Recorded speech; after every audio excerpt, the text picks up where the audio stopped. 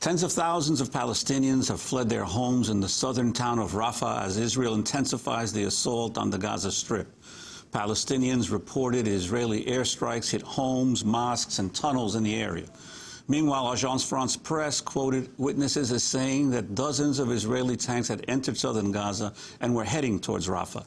Fierce fighting was also reported between Palestinian fighters and Israeli soldiers around Khan Yunis. Earlier today, the UN said Israeli forces fired on one of its relief convoys trying to pick up supplies.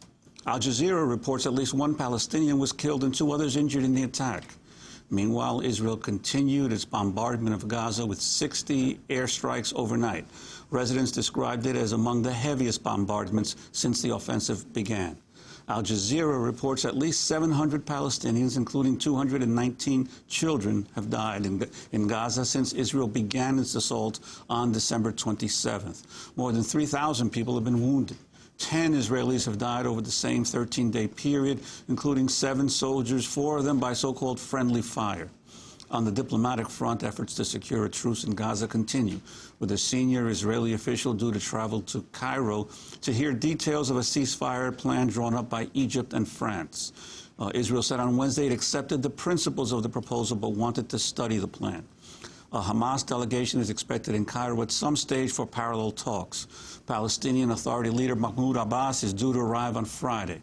Meanwhile, the UN Security Council seems deadlocked over the crisis. Arab countries want the Council to vote on a resolution calling for a ceasefire, while Britain, France, and the U.S. are pushing for a weaker statement welcoming the Egypt-France proposal. We turn now to a discussion on the crisis in Gaza, the U.S. role in the conflict, and what the prospects are for the incoming Obama administration. Martin Indyk is the former U.S. ambassador to Israel and Assistant Secretary of State for Near East Affairs during the Clinton administration. He's currently the director of the Sabin Center for Middle East Policy at the Brookings Institution.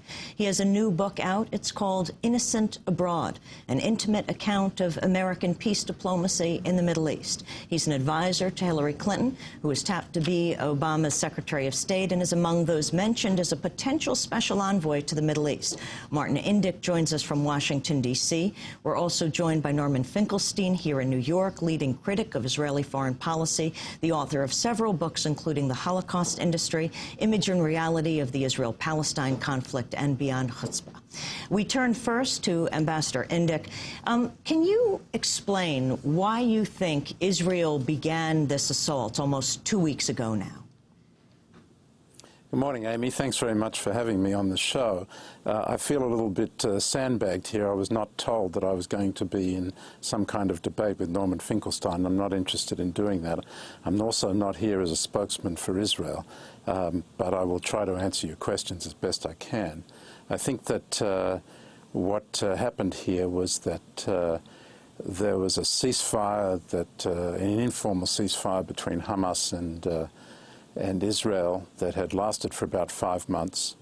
Hamas decided to break that ceasefire with a prolonged series of rocket attacks on Israeli civilians in southern Israel. And the Israeli government responded with overwhelming force, designed, as they have said, to try to re-establish deterrence to prevent Hamas from doing that again, and to try to get a ceasefire in place that would prevent Hamas from smuggling in offensive weapons into Gaza, the better to attack Israel. Norman Finkelstein, your assessment of why Israel attacked now?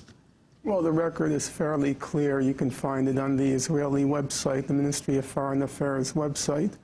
Mr. Indyk is correct that the Hamas had adhered to the ceasefire from June 17th until November 4th. On November 4th, here Mr. Indyk, I think, goes awry. The record is clear. Israel broke the ceasefire by going into the Gaza and killing 6 or 7 Palestinian militants. At that point, and now I'm quoting the official Israeli website, Hamas retaliated, or in retaliation for the Israeli attack, then launched the missiles. Now, as to the reason why, the record is fairly clear as well. According to Haaretz, Defense Minister Barak began plans for this invasion before the ceasefire even began. In fact, according to yesterday's Haaretz, the plans for the invasion began in March. And the main reasons for the invasion, I think, are twofold. Number one, as Mr. Indyk, I think, correctly points out, to enhance what Israel calls its deterrence capacity, which in layman's language basically means Israel's capacity to terrorize the region into submission. After their defeat in July 2006 in Lebanon, they felt it important to transmit the message that Israel is still a fighting force, still capable of terrorizing those who dare defy its word. And the second main reason for the attack is because Hamas was signaling that it wanted a diplomatic settlement of the conflict along the June 1967 border. That is to say, Hamas was signaling they had joined the international consensus, it had joined most of the international community, overwhelmingly the international community, in seeking a diplomatic settlement. And at that point, Israel was faced with what Israelis call a Palestinian peace offensive. And in order to defeat the peace offensive, they sought to dismantle Hamas. I'd like to, Ambassador Indyk, this issue of supporters of Israel say repeatedly that Hamas is still committed to the destruction of Israel. Is your sense that over the last year or so there has been some kind of a change in the viewpoints of the Hamas leaders?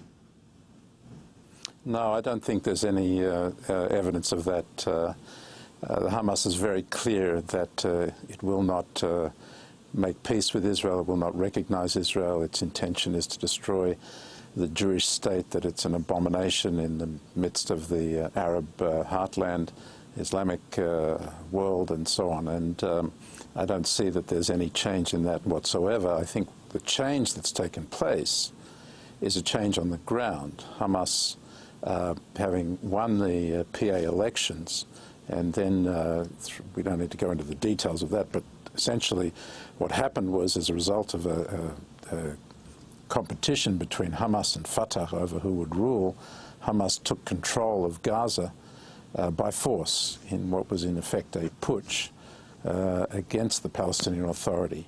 And it therefore moved from being a terrorist organization to a terrorist government responsible for controlling territory in Gaza and responsible for meeting the needs of 1.5 million Palestinians in Gaza. That was a fundamental change in Hamas's organization. By the way, it was a change which was hotly contested within Hamas. The external leadership of Hamas, which is based in Damascus, led by Khaled Mashal, was at the time deeply opposed to the idea of taking control of Gaza, precisely because he did not want to be responsible for meeting the needs of the Gazans. But the militants of Hamas in Gaza decided to take on Fatah and kick them out.